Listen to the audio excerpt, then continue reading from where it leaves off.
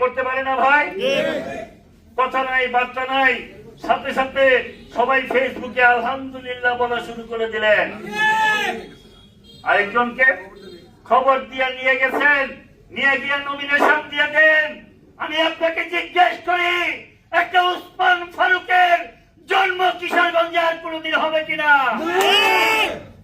উনার মতো বয়োবৃদ্ধ মানুষ জাতির প্রয়োজনে, দেশের প্রয়োজনে কষ্ট করে এসেছেন, তাকে অপমান করলে আমাদের হৃদয়ে লাগে। তাকে তারেক রহমান সাহেব ফোন করে বলেছেন, আপনি অসুস্থ থাকলে আপনি ইলেকশন করবেন। সুতরাং উসমান ফারুক সাহেবকে আপনি ভাবছেন উনি থাকলে দল যদি ক্ষমতায় আসে উসমান ফারুক মন্ত্রী হয়ে যাবে, আমি কি হব? আমার চামচিকারা যে বলছে আমাকে মন্ত্রী হতে, আমার কি হবে? আরে বাবা, আজ ইলেকশন হোক, পরে মন্ত্রীর কথা ভাবেন। মন্ত্রীর কথা ভাইরা, আপনি পার্টির শার্দুল আমাদের প্রিয় নেতা অ্যাডভোকেট ফজলুর রহমানকেও আপনি অপমান করেন। সেখানে বাঘের সাথে আপনি ছাগল চড়াইয়া দেন। অনেক ছাগল গিয়ে দিয়ে বেবে করে। ফজলুর রহমানের সাথে আর যাই হোক, ছাগল দিয়ে খেলাখেলি করে চলবে না।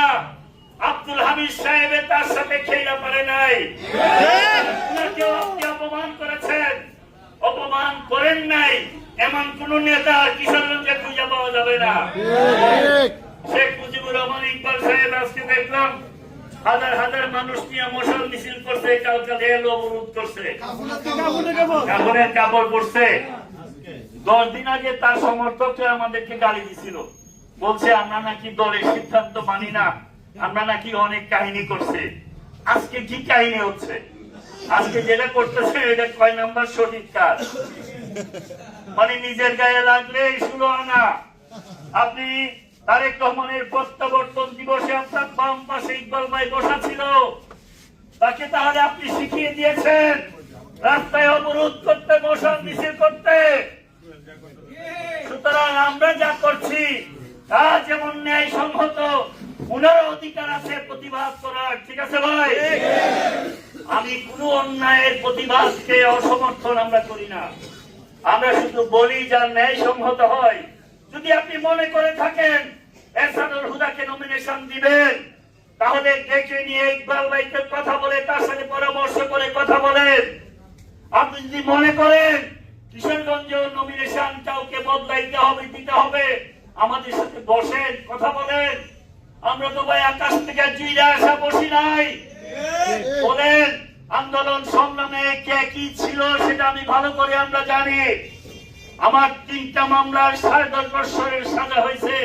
প্রথম মামলাটা আমি তার ভুলের মধ্যে পড়ে গেছিলাম, গাইডার থেকে শুরু করছি। পরে হঠাৎ করে উনি আমাকে কানে কানে বলে রথখোলা মারামারি হইতেছে, হ্যাঁ মারামারি না হইলে আমাদের তো বেশি যায়।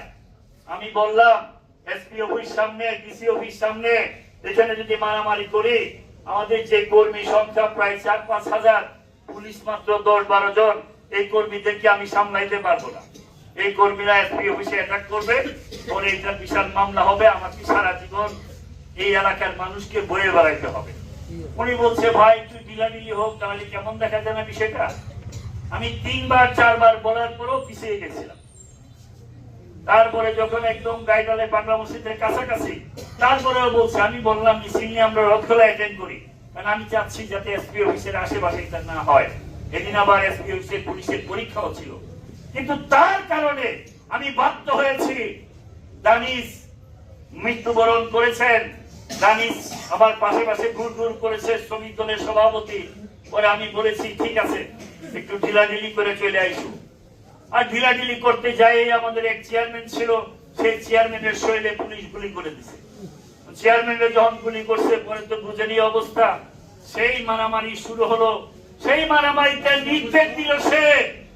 আমি পরে শুনলাম ওসির সাথে কানাকানি করে ওনার নামটা উনি বাদ দিয়ে দিলেন আমার 1 নম্বর আসামি করে। সেই মামলায় আমি 3.5 বছর, পরে 3 বছর 10.5 বছর আমার সাজা হলো। আমি জিজ্ঞেস করি এই কাজগুলা করেছেন, মুখ বুঝে সহ্য করেছি, শুধু তারেক রহমানের দিকে তাকিয়ে, খালেদা জিয়ার দিয়ে তাকিয়ে আপনার এই প্রতারণা গুলো ওই সময় আমরা বুঝতে পারি নাই। আমরা ভেবেছি দলটা যেহেতু একসাথে করি, একসাথেই হবে। আপনার কারণে কিশোরগঞ্জের রাজনীতিতে অনেক ধ্বংস হয়েছে। এই সমস্ত ধ্বংস থেকেই বেরিয়ে আসার জন্য আমাদের সমস্ত ভেদাভেদ ভুলে গিয়ে আমরা আজকে কিশোরগঞ্জের মানুষ ঐক্যবদ্ধ। ঠিক আছে ভাই? সুতরাং আমি মনে করি